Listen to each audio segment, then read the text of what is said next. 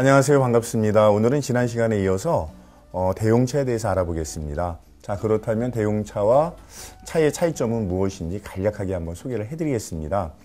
원론적으로 이제 차에 대한 견해는 이렇습니다. 카멜리아 시넨시스라고 하는 그 학술적인 명칭을 갖고 있고요.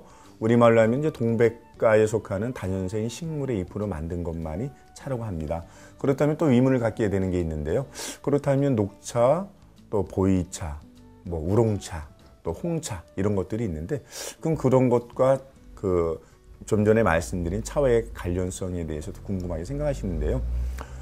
이제 차는 그 종주국이 중국이다 보니까 중국의 견해를 우리도 다 거의 수용을 하는 편입니다.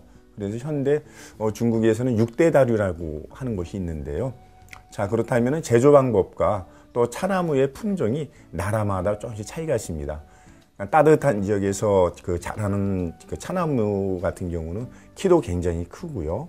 또 굉장히 큰 나무처럼 이렇게 무성한 그 찻잎을 이렇게 맺고 있고요. 또 우리나라처럼 기후가 그렇게 연중 따뜻하지 않은 나라에서는 소엽종이라고 그래서 녹차 품종에 적합한 그런 이제 차나무들이 잘 생육되고 있는데요. 오늘날 6대 차류라고 하는 것은 외우기도 굉장히 편합니다. 녹차, 백차, 황차, 청차, 흑차, 또 한 가지 홍차라는 게 있습니다. 이제 보통 대중에게는 그 홍차나 녹차 이런 것들이 많이 어필돼 있고요. 그 외에 뭐 흑차나 청차 이런 것들은 좀 위하게 생각하시는데 그것들도 이제 제조 방법만 틀릴 뿐이지 차나무의 품종에서 잎을 따는 건 다 똑같습니다. 그렇다면 대표적인 청차를 한 가지 알아보려고 하는데요. 우롱차 아시죠, 여러분들? 뭐 중국이나 또 대만에 여행 갔다 오신 분들이 우롱차, 또 철가눈 이런 것들을 사갖고 오시는데요. 그런 것들이 이제 대표적인 청차에 속한다고 할 수가 있겠고요.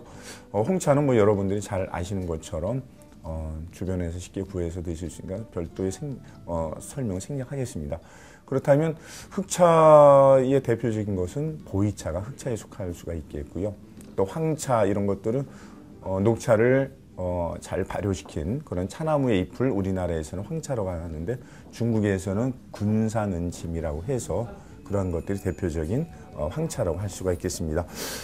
근데 이제 그 차나무에서 잎을 딴 것은 사람의 그 체질에 따라서 카페인 성분이 좀 있다 보니까 위가 좀 약하신 분들이나 또 노약자나 임산부나 어린아이들한테 별로 안 좋은 것처럼 인식이 되어 있는데 사실 그렇지는 않습니다. 너무 과하게 마시면 위가 약하신 분들은 위산 분비되는 걸 촉진시켜서 약간의 그 속쓰림 때문에 그런 것들을 좀 드시기를 주저하시는데요. 그러나 연하게 부드럽게 드시면 전혀 상관은 없습니다. 그렇다면 체질에 관계없이 기능성으로 마실 수 있는 차를 자, 오늘날 대용차라고 보통 우리가 부르게 되었는데요. 대용차는 굉장히 종류가 많습니다. 뭐 감잎차, 감잎을 가지고 솥에서 여러 번 잘 덮어서 아주 구수한 맛의 감잎차를 즐길 수가 있고요. 또 뽕잎차의 경우도 어린 뽕잎을 잘 따서 물론 환경이 좋은 그런 이제 산야에서 자란 그런 뽕잎이어야 되겠죠. 그것도 솥에서 여러 번 잘 덮어서 잘 법제해서 마신다면 굉장히 건강에 좋은 차가 될 수 있겠고요. 또 이제 그 겨우살이라든가 뭐 그 외에 뭐 여러 가지 옥수수 수염차 이런 것도 전부 다 대용차에 속한다고 할 수가 있겠는데 오늘은 특별히 겨울철 그 건강에 좋은 한 3가지 정도를 소개를 할까 합니다. 그중 한 가지가 구기자차고요. 또 한 가지는 지금 가운데 보시는 것이 겨우살이라는 차입니다. 또 한 가지가 좀 전에 말씀드렸던 것처럼 뽕잎차인데 요 뽕잎차의 특징은요. 제가 한번 따로 보겠습니다. 굉장히 색깔도 노랗게 우러나는데요. 굉장히 구수합니다. 제 앞에 예쁜 미인이 한 분 계셨으면 좋겠습니다. 제가 만든 차라서 그런지 굉장히 구수하고 맛있습니다. 여러분들께서 어떤 평가를 내릴지 좀 모르겠습니다만. 자, 두 번째 차는 이제 겨우살이 차인데요. 겨우살이는 막 산에 가서 막 따는 것을 원래 금하고 있기 때문에 약초를 이제 채취하는 그 허가를 받으신 분들이 산에 가서 이렇게 채취를 해갖고 옵니다. 그분들께 이제 구입하셔서 이렇게 차를 만들기도 하는데요. 그 겨우살이는 그 서양에서는 나쁜 기운을 물리친다고 해서 굉장히 신성한 그런 식물로 다 분류가 되어 있고요.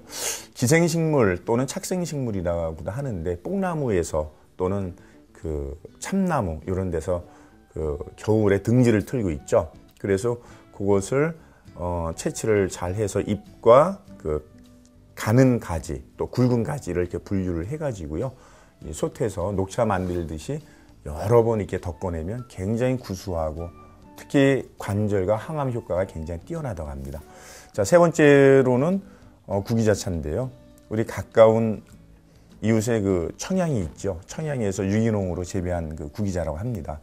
이것은 뭐 서양에서는 그 우리가 잘 아는 마돈나라는 그 팝 가수와 또 엘리자베스 여왕이 꾸준히 음용을 하고 또 이제 우리나라에서는 굉장히 이 구기자라는 게 흔하기 때문에 이 약용에 대해서 많이 이렇게 폄하를 했습니다만은 서양에서는 고즈베리라고 해서 건강차로 또 건강식품으로 여러 그 분야에 걸쳐서 연구도 활발히 되고 있고요.